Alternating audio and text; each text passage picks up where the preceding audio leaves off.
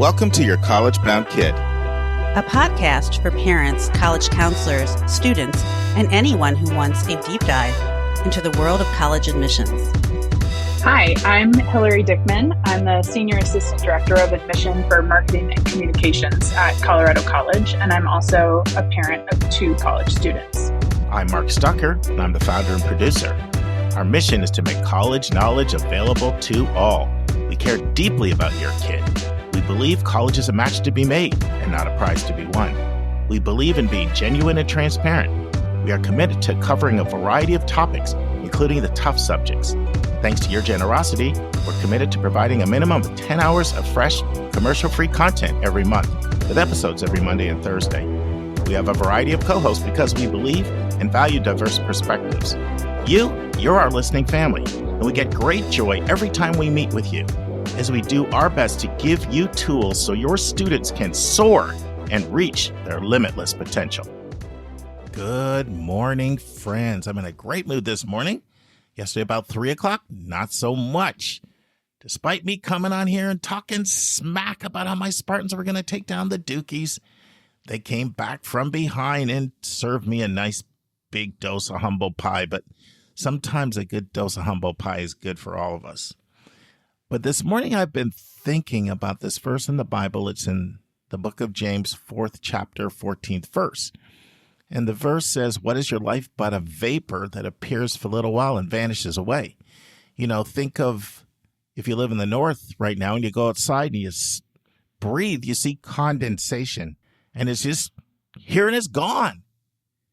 And the verse compares our lives to that, how fleeting and evanescent they are. And I've been thinking about that a lot because yesterday Joy was 27. And I'm like, where did it go? Where did those 27 years go? It was just the other day. I can remember exactly where I was. We were in Westchester, Pennsylvania. I was lying in bed, half sitting up. And Anisha and I were talking about, do we want to have a second kid? And obviously we said, yeah. And now look, 27 years? Where'd it go? So I encourage everyone, spend as much time as you can with your kids because the years just go. And once they're out of the house, you know, unless they live right by you, you're going to be doing great if you see them 4 times a year. And you can't ever get those years back. I don't know who coined this, but someone aptly said, nobody ever says when they're on their deathbed, I wish I spent more time at the office. But a lot of people say, I wish I spent more time with my kids.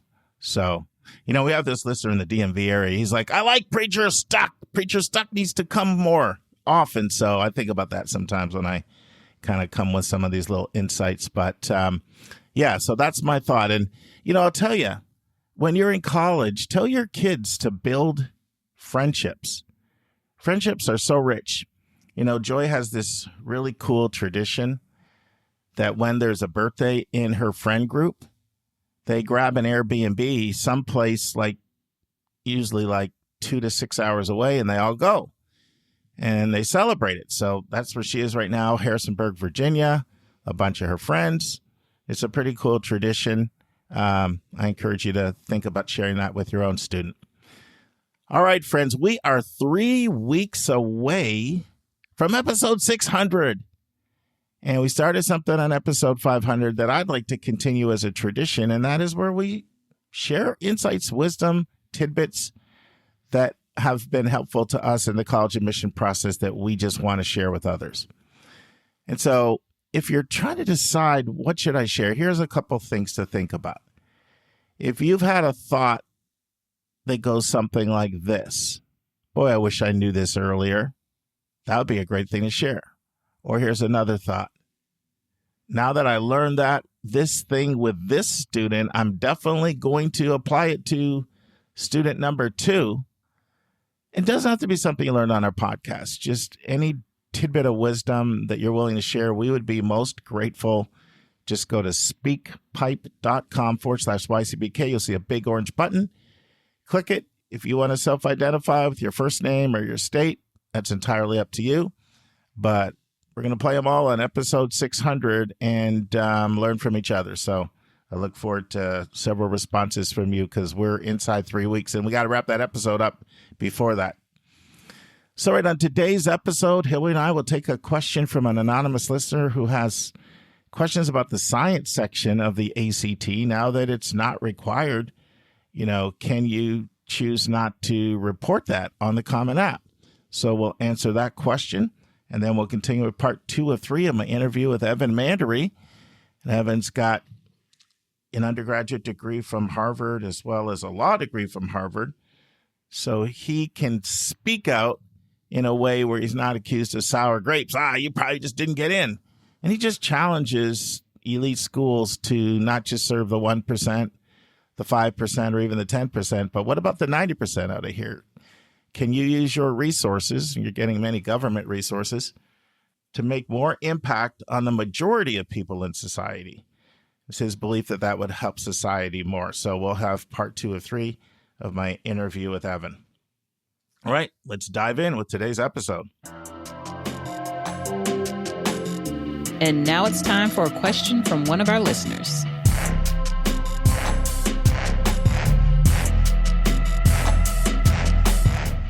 All right, Hilary, ready to take another question from a listener? I'm ready. All right, we're going to dive right in. We have an anonymous question about the science portion of the ACT. So I'll play the question and get your thoughts. Hi, I'm calling with a question about submitting the science portion of the ACT. I'm helping a friend's daughter who wants to submit her scores to a few colleges, and she has confirmed with those colleges that they do not require the science portion of the ACT. So that will bump her composite score up and super score. So my question is, for those schools that require official scores to be sent from the ACT, how do you omit that science score? I realize you can in the Common App, and is that all you need to do? And then they will not look at them when they send the ACT official scores? Or is there more that needs to be done? Thanks so much for your help. Yeah, what's your advice to this mom? Yeah, this is such an interesting question. Since I'm not on the side that's submitting scores, it's hard for me to know. So I will let Mark take that. What I can tell you is that in our practice of reading, we don't spend any time on the individual section scores. We just look at the composite score. So whether or not the science score shows up there, I will probably not notice that it's there. I have access to the sub scores, but I just don't have time to look at them. So you're only looking at composite? You're not looking at individual sections, or specifically for science because it's not you don't require it. Are you talking about science? We have access to the individual sections, but no one that I know in my office ever remarks on or thinks about the individual sections. We just look at the composite because we're moving too quickly through it, and for us, the individual section scores, unless we flip through it and we see that there's a 36 in reading and a 16 in something else. Sure. You would notice that as you're flipping through probably, but unless there's a huge discrepancy between the scores, we don't even notice it. And there's nowhere for us to record those sub scores in our process. We only use the composite score in our process. And one thing, and I know from talking with you, you can correct me if I'm wrong, and this is where not all liberal arts schools are the same on this, because liberal arts schools so interdisciplinary, my sense from talking with you, if I remember correctly, is you're not really looking so much at, well, the student says they want to be a math major, so we're going to focus more on the math portion of it, just because either the interdisciplinary nature of the education or the fact that people change their mind all the time. That's my understanding. Am I correct? That's what from past conversations we've had. And I would add to it that CC is a place that doesn't value test scores above all else, right? Sure. I mean, they're sort of like an extra part of our review anyway. What's more important to me is how did you do in your math classes? Yeah. Then what was your math score on your ACT or your SAT? So it's just not a thing that we spend a lot of time on. And I don't know if I would imagine that schools that are doing admission by the number may have a similar review process to us, right? Where they're just looking at the composite score also. I think that there's probably a very small subset of schools that are focused on those individual Well, I would say it's more in the scores. small But subset because do you think there's more? yeah, oh yeah, because when you think of like liberal arts schools are still a smaller portion of the total number of students, right? So when you look at schools, students who are applying to universities Hmm. that have colleges within the university, Hmm. there's oftentimes going to be a focus on how does your score line up with the college. So a simple one would be if someone's applying to the College of Engineering, there's a lot more scrutiny right away, Yes, that right? makes sense to me. Yeah, But yeah. Hmm. how many schools are who are really selective in that area? That's like out of Hmm. 2,000 schools or Sure, however many there sure, are in sure. America. That's still a small number that Yeah. are that competitive in engineering that they are looking at the subscores. So I guess that's what I mean by a small number, because I'm thinking of it out of 2,000. I'm not thinking of it out of Hmm. like the 200 most competitive. And you know, that's one of the tricky things when I come on this podcast because it is a different audience in general than its other audience Hmm. that I speak to, right? I was looking at some of the results from our survey that came back, and like a high percentage of our parents said their kids straight A's and AB like are like 90%, and straight A's is like the number one category. So just the nature of people who listen to a podcast that's 10 hours a week, we do have an inordinate number of people that are applying to more selective schools and schools for whom they are looking at that. They are looking at how does your testing pattern, as well as your grades, as well as your rigor, line up with your, intended major. And it doesn't have to be like an MIT or a Caltech. It could be Purdue, UIUC, Virginia Tech. Like Yep. those schools are doing that. They are Yep. looking at how does your testing, your grades, your rigor line up with your intended field of study. You Yep. know, That makes sense to me. yeah, yeah. So, um, but the interesting thing with the ACT, and this is the first year that the Common App has actually allowed this on the Common App, but you can choose to not report, not record your science score and just completely omit it in terms of when you're self-reporting for schools that allow self-reporting. You know, for schools that don't require it, they don't require it. So they're going to function more like you, almost like what you say with APs. We almost don't look at it. Hmm. It's just not part of what they do. And there's a small number of schools that are still requiring a science section. It's really kind of frustrating because Hmm. most of the schools don't. So you could easily say, well, why would I even, do the science section? Like it's not required, but then it's kind of safe to do it at least because there's still a handful of schools out there that are requiring it. Hmm. And I wish they would, once again, standardize everything. Yeah. Um, but I know this is the first year that the Common App has allowed you to do that, and at least in terms of the self-reporting of the scores. And so, like that So is you can not just leave the science field correct. blank in the Correct. Common App. Correct.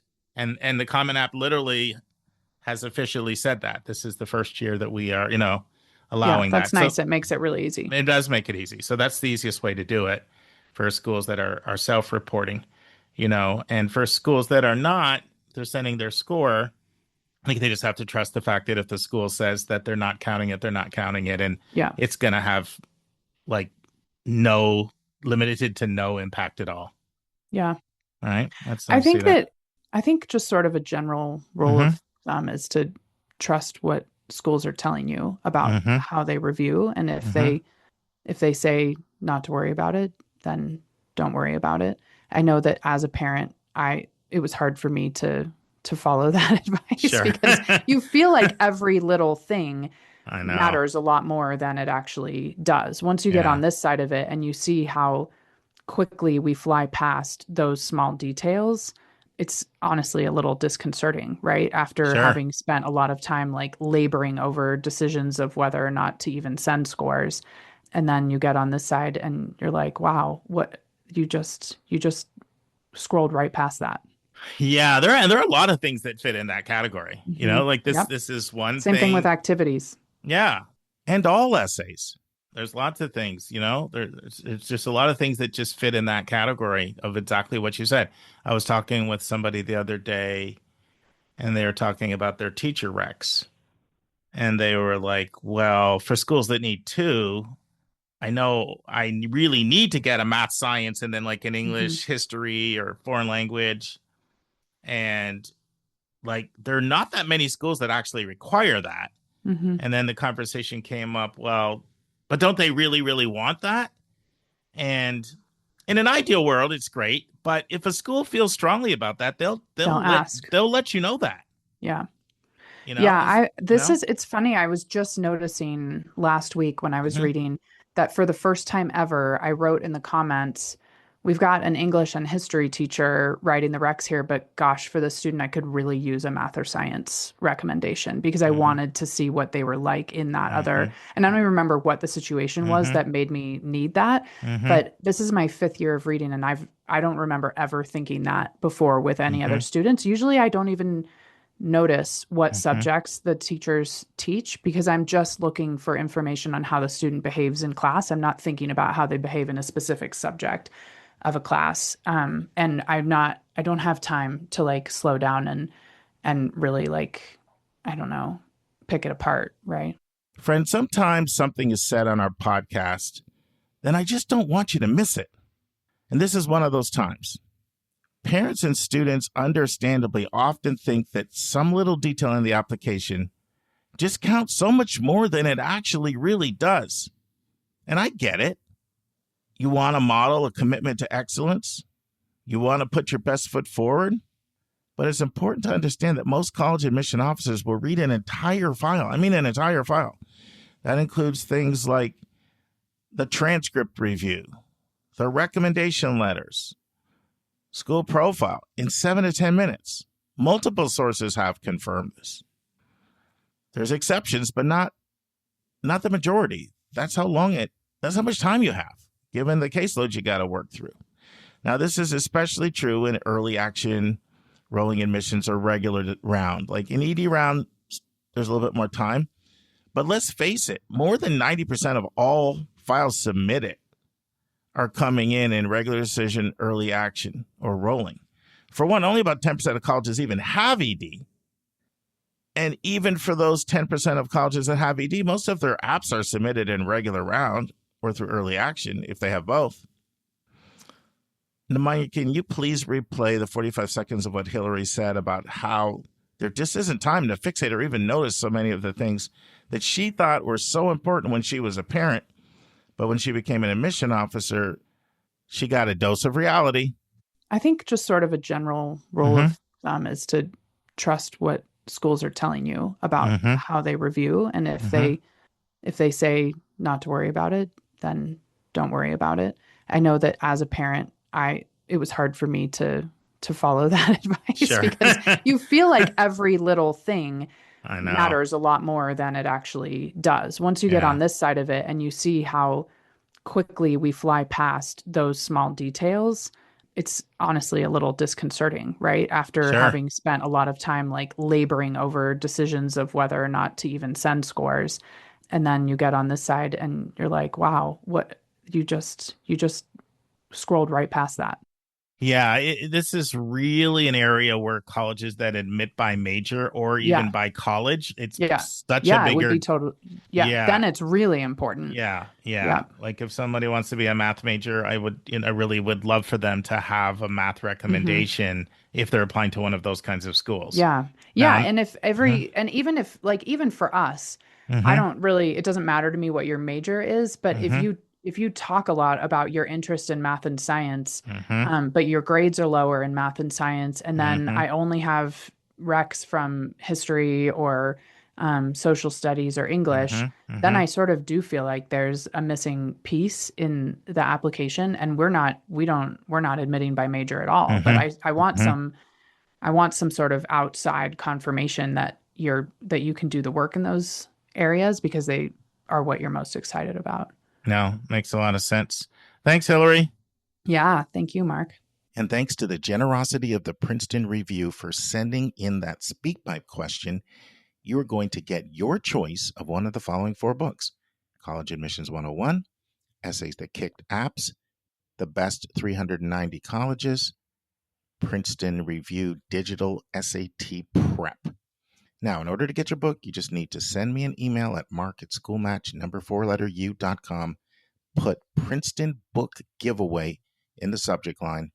And in the body of the email, put the title of the book you want and put the episode number where we discussed your question and just share a brief description of the question that you asked.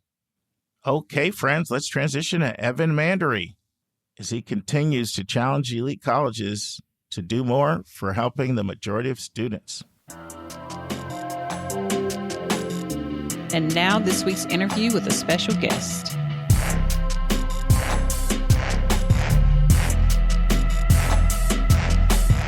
Okay, friends, in part 2 of my interview with Evan Mandery, Evan distinguishes his scathing criticisms that he has for elite schools and how he differentiates between the colleges that are steering kids into certain professions versus the students who end up in the professions. Evan talks about Ed Blum, who is now going after legacy preferences, and he talks about class-based legacy preferences. Then Evan and I just go off topic. We talk about anti-Semitism on college campuses. You know, Evan identifies as Jewish, and I wanted to get his take on some things. Then we talk about whether donor preferences are valid because they lead to increased generosity, which enables a college to support more under-resourced students. Like, is that a valid argument? Evan gives advice to parents who are listening to help their student from falling into the trap that makes them feel as if their student needs to either go to work on Wall Street, tech, or management consulting. Evan talks about the value of starting your career and beginning it with service right from the start. And then Evan and I have a debate about, does it really matter whether you go to an elite college? Listen and enjoy. What I'm saying is there can be a person that can do management consulting, investment banking, and tech and still be interested in the human good and helping society. And I don't always get the impression from your writing, and I love your passion, and I'm very much aligned, and I love the cause that you're fighting. But I feel like that's an important message too, and I could see how somebody doing those things would feel, he just judged me. Like, I don't think I'm all about that. What do you think that's fair, or push back on me on that? What are your thoughts? No, I mean, well, I'm very careful when I speak. I'll always say, and I talk a lot about this stuff. Okay, so like I hate legacy preference, but I don't hate legacies, right? The legacy is an 18-year-old kid. It's not their fault that their mom or dad went to Yale. I never blame the person, and I don't hate investment bankers. I just don't understand why society would invest so heavily in institutions that are overwhelmingly turning out people in such a narrow band of occupations. And I guess there's a sliver of it that I don't think they really advance the public good. I mean, if you're going to ask me who does more good, a great high school teacher or a great investment banker, I'm going to say a great high school teacher. I'm not neutral on that. That doesn't mean I think that an investment banker is evil. But, you know, if I were running a college and all we turned out were a bunch of people who, 22% of our class wanted to get Russian literature PhDs, and 17%, wanted to go work at Walmart, and 23, I just would also be confused if what we were doing was leading people to think that there are only 3 jobs that really make sense for them. So I get what you're saying. I mean, you're not the only person to ever say it to me. I don't mean this to, I don't know if this would be hurtful. I don't care.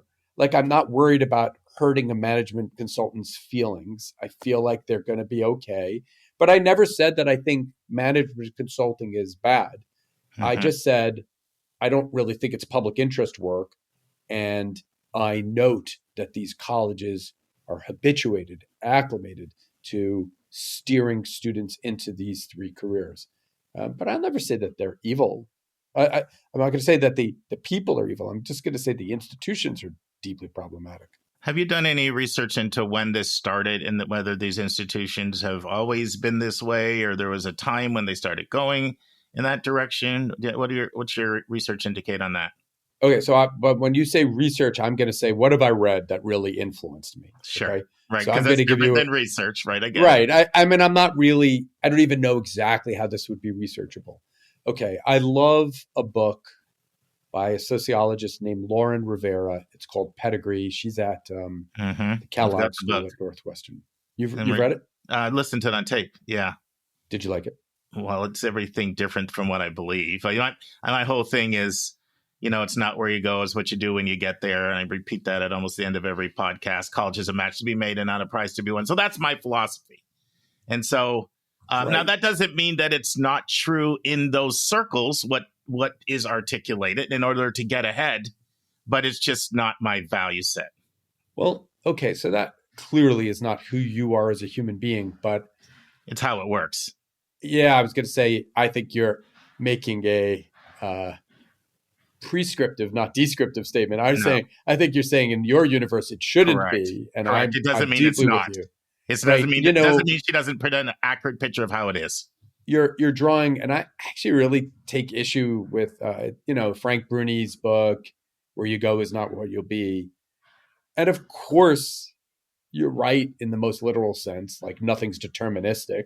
Yeah. You could go to MIT and be a Russian literature PhD, and you could go whatever to CUNY and cure cancer, maybe. But these institutions shape people a lot. I mean, I talk about my book a lot, and I have a slideshow.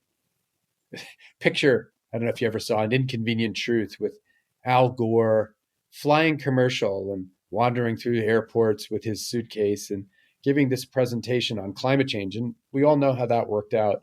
So my Quixotic crusade is similar. But anyway, one of the graphs that I didn't get enough of a laugh there. One of the slides I have just shows career outcomes. Okay, so Harvard class of 2025 or whatever is 54% tech consultant investment banking. Okay, what percentage of John Jay students do you think enter tech consulting and investment banking? Less than 5%. Well, that's a safe bet, Mark. You could have said less than 0.05%. It's nobody. Yeah. And to the extent they ever get a job in these places, it's in human resources. But depending how you define public service, how broadly, about 3/4 of our students enter public service. Cops, teachers, firefighters. If you sent your kid to high school in the city and you talk to their kindergarten teacher or the cop you meet on the block, better than 50-50 chance that they went to CUNY. So we have colleges of the rich that educate our elite investment bankers and management consultants. And we have colleges of the poor that educate our public servants. And sorry, but that's segregation to me. I just don't like it. I hear you. And you bring up a really good point in Poison Ivy, how the sort of the white shoe law firms. In fact, you mentioned one of the well-known ones. I think it was in Poison Ivy. It was either that or another article I read that almost everybody they hire are coming from, whatever, a list of 15 colleges or something, law schools. You know what I'm talking about? Of course. I mean, Lauren Rivera in Pedigree, so she embeds herself at a consulting firm. Yeah. And they're only hiring at, Harvard, Yale, Columbia, Princeton. They don't want there's a joke in there. They don't want to go to Stanford because it's too far. I mean, there's tons of data on this. I mean, Supreme Court law clerks. I mean, I'll say graduate school is a different case, but you're not, I mean, God bless random, decent liberal arts college. Bates, which I love. Mm-hmm. You ain't getting a job at McKinsey if you went to Bates. I mean, it's not going to happen. And I would really seriously consider sending my kid to Bates. Like, I think it's actually a really kind of virtuous place. There's a lot of social justice and serving, commitment to service like the Jesuits have. And the Jesuit schools are great at that, by the way. I'm really aligned with you on that. And I'm not a religious. Are you a religious person? I am. I'm not Jesuit though, or Catholic, but I have so much respect for what they do, and you just see it. And this is all the way down to, I'm sure Crystal Ray, the Crystal Ray Network. The Crystal Ray Network all across the country. It's when I meet someone who goes to a Jesuit high school, they have this ethos. They have this commitment that life's not about me, myself, and I need to be involved in working for a more just society. So with you on this. And it's just embedded in them, and I love it, you know? I was so moved by, I mean, I'm a committed atheist and committed enough that I'm actually about to start a podcast with a lawyer, a Christian lawyer, cross-examined, and it's just about our completely different perspectives. But Justin went to Regis High School. So I interviewed him there. I met his debate coach. I went back and I spoke. I did my book presentation there. And, you know, in the way that you're challenging me, and I don't feel personally attacked, and I don't think you feel hurt by my accepting some or not of it. These kids are so self-possessed, and there's just a calmness that you can discuss things with them and it's going to be okay. And there's this very deep commitment. You know, I think what you said before is fine. Like, look, if somebody, and I have to say, I've said this to you before, I'm not sure that I made the right choice because I was really good at math. I think I would have been a really good investment banker. Maybe I should have gone and made a couple $100 million, and I could have done whatever I wanted for the rest of my life. I could be running my own pipeline program now, or my own small school or something like that. I would have loved it, but I wouldn't hoard the money and, you know, buy an island in Barbados. Sure. I don't know whether that was a good example. And I was very moved by how the Jesuit students really thought about how to live a life of service. Yeah. Yeah. And Regis is interesting. It's a school that I know. I'm actually working with the Regis family right now. Just it's on the Upper East Side, which has got a lot of pressures coming at kids, you know? Correct. You know, in the way of status and prestige and elitism. But Mark, they do something right. That no tuition thing, it changes the whole vibe. Yeah. So if you, instead of loan forgiveness for families making $250,000 a year less, how about no tuition? I'm really interested in that. I like your pushback. I like how you're an independent thinker. I just like how I guess I'm a little bit that way in my own way. So I like that. But I am sympathetic to, and I appreciate your transparency. Maybe I did the right thing. You know, I was on a board for 6 or 7 years of a nonprofit called Go to College New York City. It was a CBO that identified really gifted and talented kids, but you had to pretty much be living at, you know, poverty level or below. And then we supported them in the college process. And it was a great organization that I was a part of with Susan, one of our co-hosts, for 6 or 7 years until it got hit hard by COVID and unfortunately had to go. They couldn't fundraise. But one of our board members grew up. This is an example of somebody grew up poor through CBOs and placement, ended up at Harvard, did investment banking, retired at age 40, and is incredibly generous to the people whose lives you're trying to change. So that is a path that people can take, right? There's that path is there. Sounds great to me. Yeah. Yeah. I'm really not that judgmental of individuals. I'm very judgmental of institutions. So let's talk about that. Do you see any progress being made at all? Like, are they being challenged in a way from any, platforms that is causing them to make any institutional change at all? Or do you feel like, if anything, it's getting worse, or same old, decade after decade after decade? Oy gewalt. No. Okay. Just in the, I told you so category. I'm like, well, this challenge is going to come from the left or the right?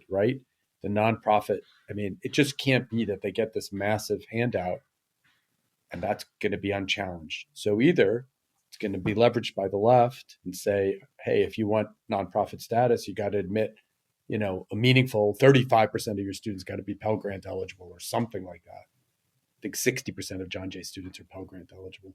So from the I told you so category, I'm like, the nonprofit exemption is either going to be challenged from the left or the right. And if it's challenged for the left, it could be leveraged for access and good, or if it's going to be, look what it's being challenged by the right for: intellectual control, reduction of academic freedom, these incredibly, and I'm raised Jewish, but these overblown, clumsy allegations of anti-Semitism. I mean, that's what's going to be. And, Columbia is going to capitulate and send a, $200 million check to the, to the federal government. It's terrible. Now, to say, you may have seen this in the Wall Street Journal. They just reported that Ed Blum is now the architect of the litigation strategy that leads to SFFA versus Harvard.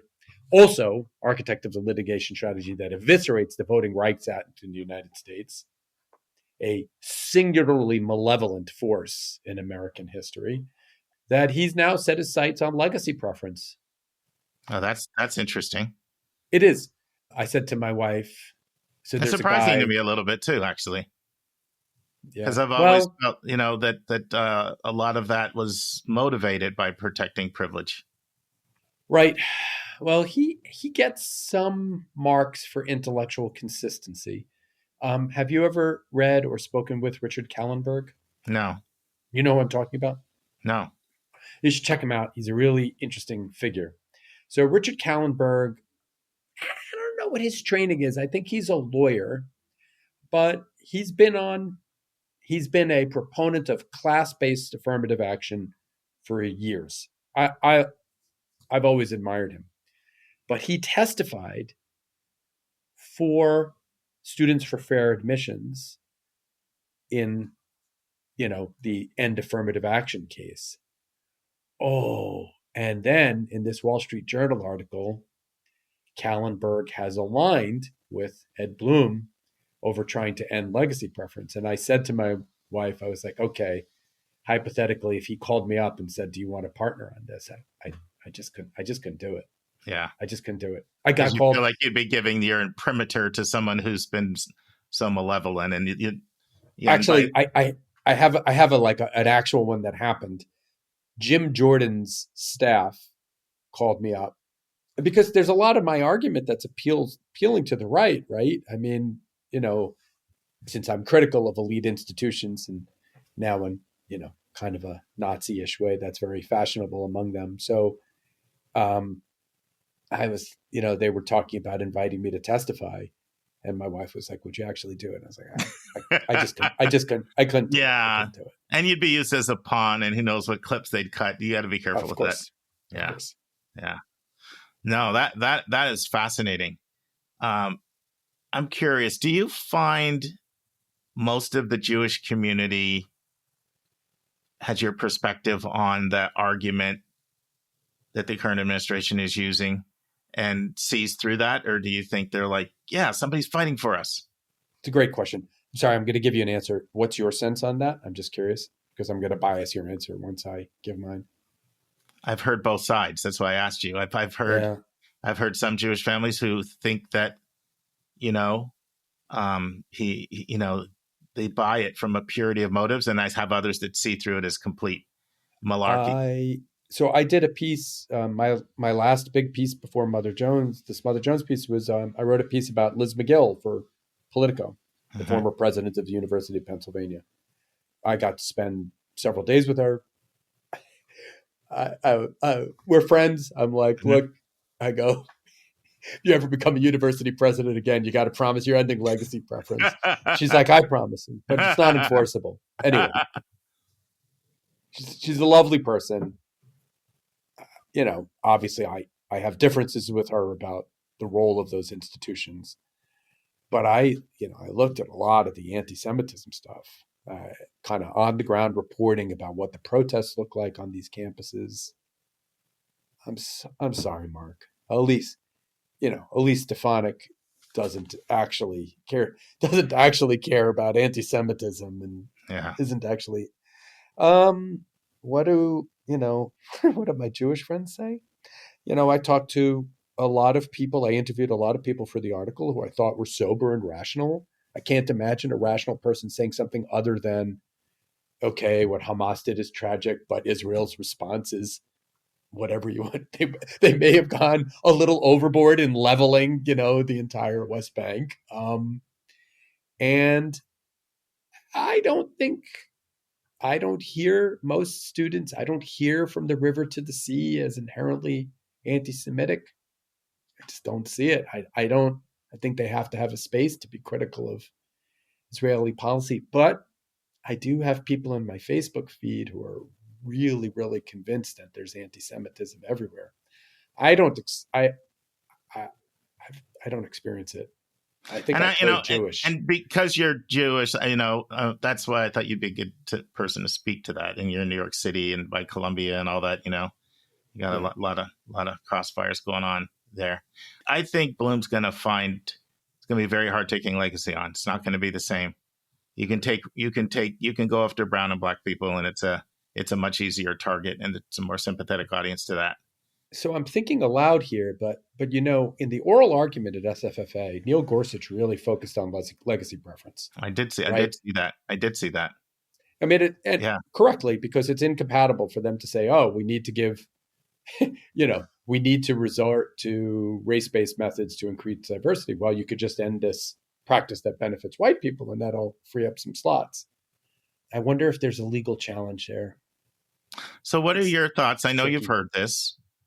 There's that the one of the pro-legacy arguments is, well, it's more of the donor argument, right? The good, if you're bringing in people that give substantially to your school, then you can have more scholarship money to help, under-resourced kids.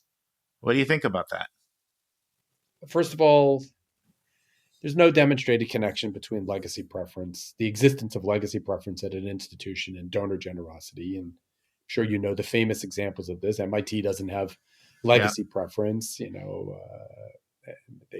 They're doing fine. Johns Hopkins ended it. There's no drop off in donations. So I don't actually believe the premise. And let me take it a different place. Okay. There's a preference for people that can pay full because the school needs a certain amount of net tuition revenue in order to survive. And financial aid is in the budget. And when people pay full, a portion of that money goes to allow under-resourced kids to attend the school. Without that, you couldn't do that. What are your thoughts about that? So, I remember Paul Tufts. I love Paul Tufts' book, and I remember the first article, I think it was in the Times Magazine, and he's embedded himself with a Trinity admissions counselor, and he talks about that he has a certain amount of money, Trinity in Connecticut, that he has a certain amount of tuition revenue he has to raise. So I understand that, and I'm sympathetic to that, but I don't know. My argument is really limited to, I'll always say this, colleges with FU money. Okay. Mm-hmm. Mm-hmm. I understand if Vassar, and Vassar's actually kind of always been a reasonably good actor, but they've moved a little bit in the other direction. I understand that they may need to do things to survive. And their school's a lot further down the food chain financially than Vassar, right? 100%. But Princeton is a different story. Princeton, as we all know, Princeton could operate in perpetuity for free and have lots of money left over. So their endowment generates twice as much money as it costs to educate a student per year. It's just a different situation. When you're at the FU money level, I think you have a different concomitant ethical obligation to meaningfully diversify your student body. I'll never forget talking to the director of financial aid at Davidson College, which is where my oldest daughter went. We were talking about nice place, right? Yeah, it's a very special institution, close place to my heart. But he was talking about Princeton, and he's like, they have more money than God. Yeah. That was his quote. I never forgot that. Like people look at us because Davidson was They were actually the second school ever to meet the full demonstrated or full calculated needs of all of their students. They package you only with grants, and it's considerable portion of their budget to do that. But there's just no comparison with the kind of dollars that a Princeton has. Yeah, it's no just, comparison. It's the difference between Rich and Bill Gates. I mean, Sure. You're just reaching a level where there really are no practical limits. And all of their claims of limits, poverty, whatever, are belied by somehow they were able to free up $500 million to settle, to settle legal claims. So they obviously have a lot more disposable money or accessible money than they really care to admit. So question for you, Evan. Most people who listen to this are parents. They're parents of college-bound kids. And they're thinking, I'm not going to change the culture of these places, even if I wanted to. I wouldn't know how to start. But they are about to send their kids. And many of them are aspiring to these institutions. And because of the kind of content and nature of this kind of podcast we attract a lot of parents who have set their kids up to be on a path to compete well at elite schools. For sure. So a lot of them are going to end up with these kinds of options. Maybe not Harvard, Princeton, Yale, Stanford, but, maybe Brown or something they're going to have a lot of options. What advice do you have to them about the environment their kid is about to go into, the pressures that they're about to face, and anything that they can maybe do on their side to, think about yourself taking your flu shot or trying to get some protection so you don't catch a disease you may not want to catch. Any thoughts? Yeah, it's a good question. I mean, a lot of these things, human beings are kind of primed to traps that human beings are primed to fall into. So the meritocracy trap, the belief that what, the American higher education system is doing is making some determination of actual merit, which is preposterous. But we're kind of primed to think that, like we said before, like descriptively and prescriptively too. And a lot of these status markers that people respond to, we're primed to respond to them. I'll tell you what I like. We don't know each other, but I'm going to bet you've done this with your children. So when I wrote the article about Justin, about career funneling, I got to interview Wendy Kopp, who's the founder of Teach for America, and Teach for All. Very interesting person.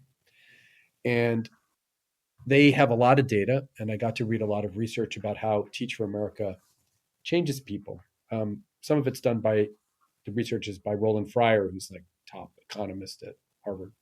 Did you write about this in your other boke? Because I remember reading I about mentioned it scarcity, in the Mother Jones article. about the scarcity aspect. Yeah.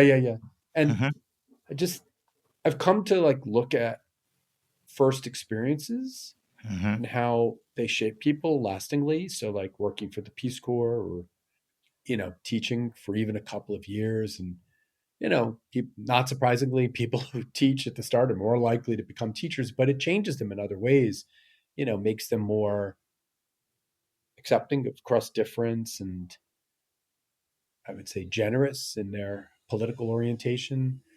And, I would have my kid spend a summer or two or a year actually doing some type of service. That's the simplest fix I can come up with. And if they want to go make money after that, Goldman will still be there. I want to come back to something you said earlier when we were talking about, do you need to go to these elite institutions to have certain career paths? My view on that is, sure, McKinsey's not hiring you.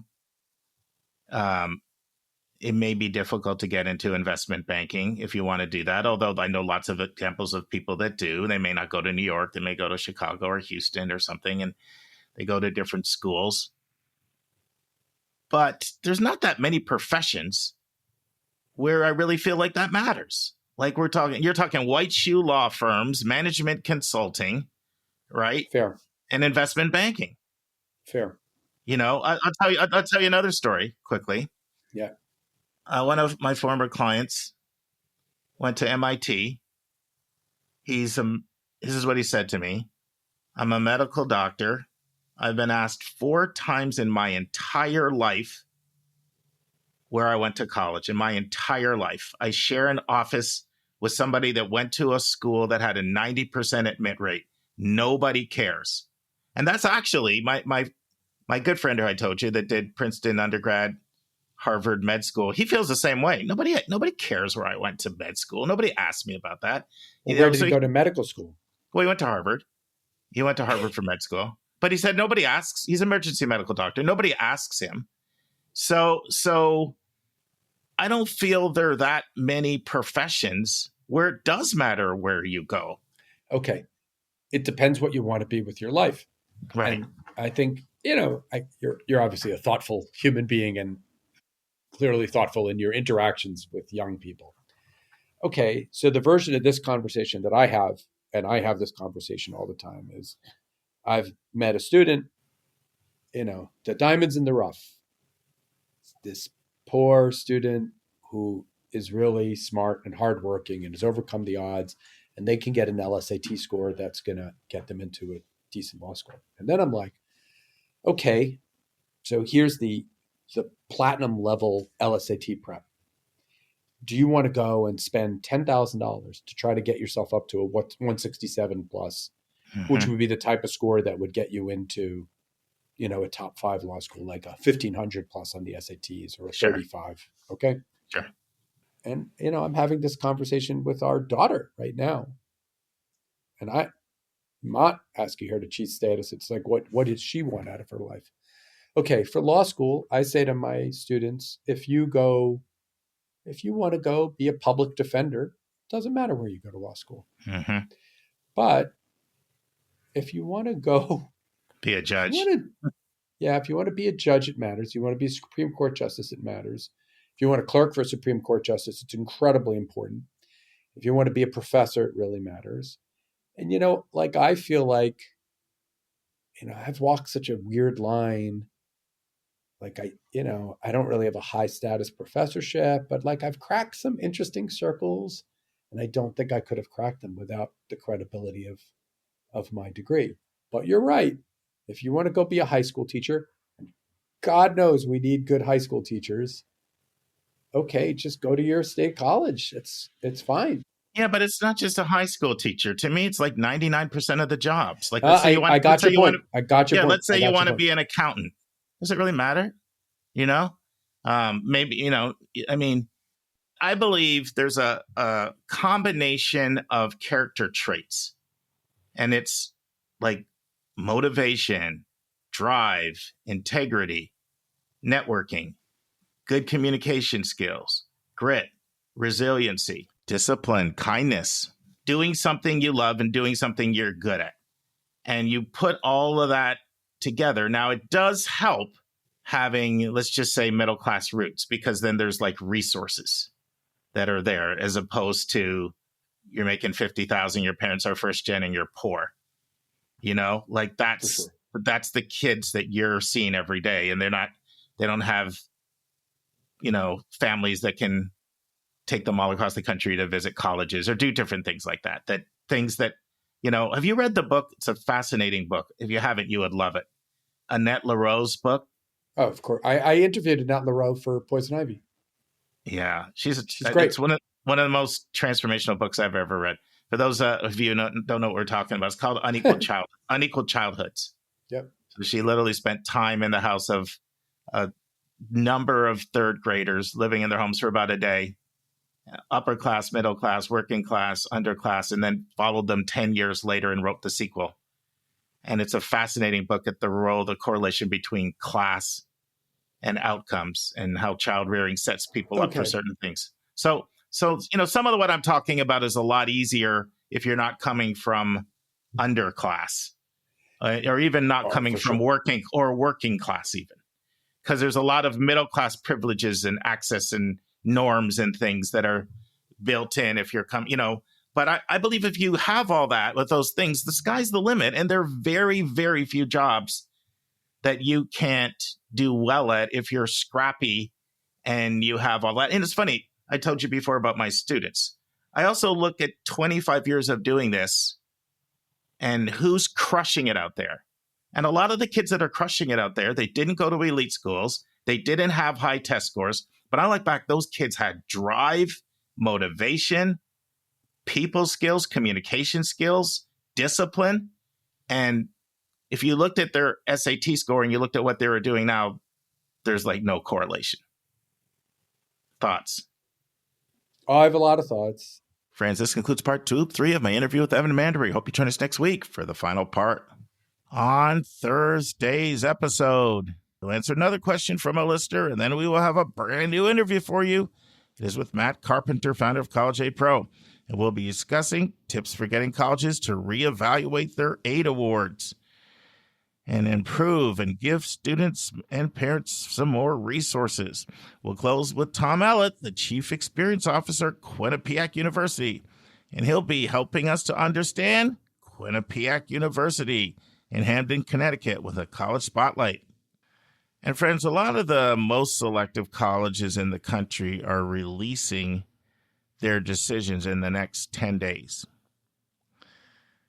And they're going to send out more deferrals and more denials than they are acceptances. It's just a numbers game. So now more than ever, it's very important to remember it's not where you go. It's not where you go. It's not where you go, but it's what you do when you get there, and it's what you do when you get out of there. That is what will determine your career success. See you on Thursday, friends. And that's our show. A big thank you to you, our listeners, for tuning in this week. If you find this podcast helpful, please follow us and you will get every single episode as soon as they are released. If you want to support our podcast, you can click the share button and send it to your friends and acquaintances. You can say positive things about your college-bound kid on your social media feed. And you can help us stay commercial-free and pay our staff by donating on the yourcollegeboundkid.website. You can write a review for us on Apple or Spotify. And if you have a question or a recommendation, just go to speakpipe.com/YCBK, hit the orange button, and speak. We will do our best to get your question in your own voice on an upcoming episode. I am the producer of the podcast, and I live in Metro Atlanta. We have a fantastic team that has over 200 years of admissions and counseling experience. Shout out to our co-hosts, Dr. Lisa Ruff in North Carolina, Susan Tree in Pennsylvania, Vince Garcia in California, Julia Esquivel in Massachusetts, Linda Depker in Missouri, Andy Strickler, the Chief Enrollment Officer at Connecticut College, New London, Connecticut, Hilary Dickman, an Admission Officer at Colorado College in Colorado Springs, and our International Admissions Expert, Kevin Newton in Dallas, Texas. Our sensational sound engineer is Nemanja Motvich. Our amazing music is from Victor Allen Weeks. Marketing designs from Kimberly Bloss. Our reliable webmaster is Stylionos Dimitru. Website updates are done by Joyce Stucker. Our image editor is Vlad Honchar. If you want to have a coaching session with me, just text me at 404-664-4340. If you want to reach someone else on our team, all of our bios with contact info can be found at yourcollegeboundkid.com under the About YCBK tab. If you want to get our free monthly YCBK newsletter, YCBK Plus, it is also under the About YCBK tab. If you want to see our recommended books and websites, they are on our website under the Resources tab. While you're on our website, check out our hundreds of interviews in their entirety. Check out our college spotlights, our blog, and our upcoming events. We think of you as our listening family, and we look forward to meeting with you every single Monday and every single Thursday.